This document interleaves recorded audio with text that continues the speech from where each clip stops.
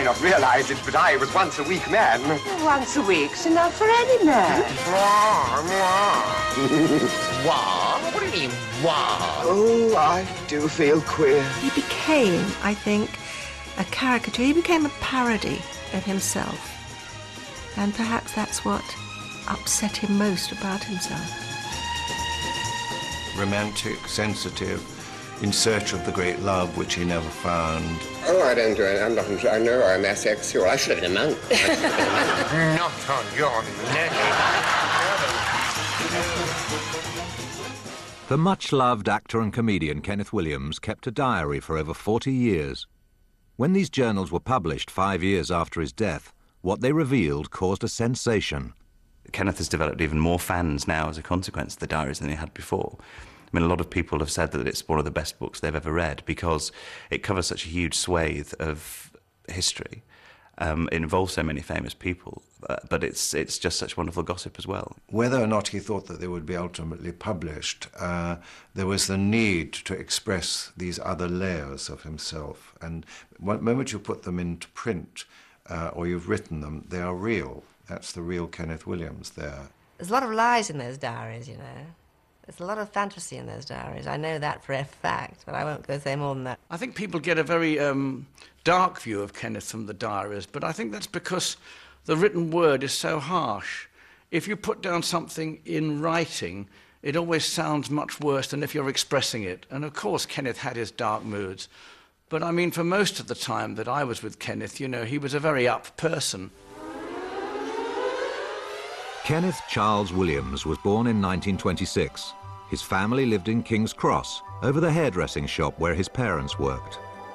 It must have been difficult for Kenneth because obviously he was a fairly sensitive, artistic child, and his father was one of those old-fashioned type of cockneys, you know. And I think his relationship with his mother was very close, and the closeness with the mother, I think, probably caused a lot of friction. But I think Kenneth only went to the local school and, you know, was a cockney, really, as a kid, I guess. But, of course, to meet him later, you'd never realise that. He described to me once this teacher. He said the teacher was very dishy, and he obviously fell in love with the teacher in a very innocent, platonic way.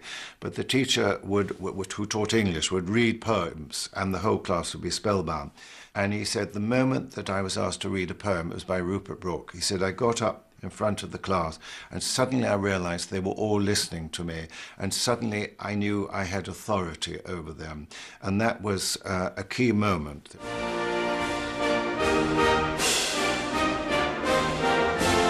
In 1944, Kenneth received his call-up papers to join the army. Not a natural soldier, he quickly found his way into the Combined Services Entertainment Corps. The OC lined us up. So now, because you're entertainers, I understand they have to all act. That's fine. But I want you to go about behaving like soldiers. I will not have a lot of this effeminacy and mincing about. Well, you could hear in the back row, get the madam. Quiet! And there was a civilian dancer called Barry Chatt, who had the most extraordinary effect on the military. When he arrived in Burma, he was at the HQ, he was standing outside, and outside the HQ were several generals, brigadiers, with rolled-up maps, you know, and field glasses, all standing there outside HQ.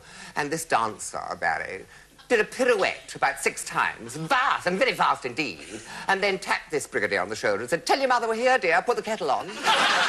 Camp arrived in 2 senses at the same time, really. There was army and there was theatrical camp, and they were indistinguishable, really, for that troupe, because that was a revelation to him, I think, in lots of ways, and it was to lots of returning soldiery, because they realised that there was a sort of homosexual brethren. Suddenly there was what we now think of as a homosexual community that actually existed in London, and it had its haunts and so on. Before he went away, he hadn't realised that, and it brought that suddenly alive to him, and it was something that was legitimised by there being so many theatre people in it. And so I think that was very liberating for him. Returning to England, Kenneth was keen to continue as a performer. His father had other ideas. He said to me, "You've got to have a trade, boy. It's no good going," because I said, I wouldn't mind doing a bit. Acting is rubbish. All the women are tarts, the blokes are puffs. You'll never make any money because it's too hazardous. Kenneth thought it was a risk worth taking. He joined a theatre company and spent the next few years touring around the country in R.I.P. It was the summer of 1954, and I went down to Bridgewater in Somerset to be the leading man in a weekly rep. And in the company was this young actor, or younger than me, Kenneth Williams, who was the juvenile character. And it was, we just took to each other from the start. We were very much kindred spirits. Hands across the table. I went to visit him above the barber shop. His father was the barber. And we spent the whole afternoon talking, and he put on a recording by Johnny Ray, and we were lying on the floor listening to this music. And I was suddenly aware how beautiful he was, and there was a kind of sexual chemistry in the air. Neither of us did anything, but he was luminous. He just lit up from within. Hands across the table. Kenneth thought that he was physically ugly, and this is what was one of the problems why he could never have an emotional sexual relationship with anybody else. He hated his body. He had a guilt complex about being gay. I'm quite certain of that. I think anybody who knew Kenneth well did not really... Kenneth didn't accept... Really, I don't think he probably really accepted his homosexuality. He was very mixed up about it. You have to realise that in those days, anybody who's gay, I mean, the police, they could be arrested. And, you know, they were arrested. People were arrested. And dear old England, you know, always sort of behind everybody else. It was really, I think, an absolute nightmare to be a homosexual. Stop messing about. The Hancock radio show gave Kenneth his first taste of fame. This success was followed by rave reviews for a string of smash hit West End comedy shows. Kenneth Williams had arrived.